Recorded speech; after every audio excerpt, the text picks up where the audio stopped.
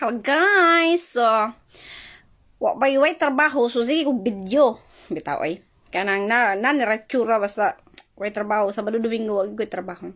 So magkuan ko guys na ko istorya sa inyo baka ngano. Daghan kay ko kakangita bitaw nga mga post bitaw nga usay bitaw kanang sakit ra kay sa uban, sakit ra gyud kaayo nga kanang nay mga content creator bitaw nga labi nag kanang pobre sila, kanang kantsawan dayon mag-apil-apil para sa vlog. Unsa man magkuan dayon mag-vlog.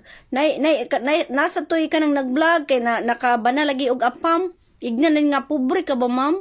Kay ngano daw nag-video siya, nag-vlog siya.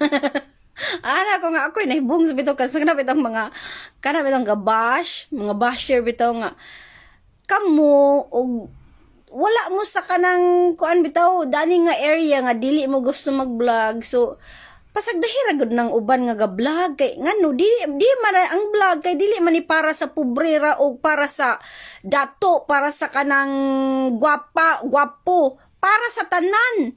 Ana na siya kumbaga kag naong so pagsugod nag-vlog ana ra ni siya guys.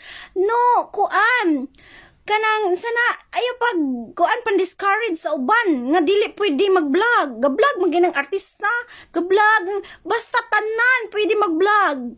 Di ba? Unang gikuan ni Meta nga be yourself. So pag kung dili ka kuan, wala ni sa imo ang linya ang pag-vlog. So pagpuyo ra sa inyong balay. Pag marites per me. Bye. God bless you.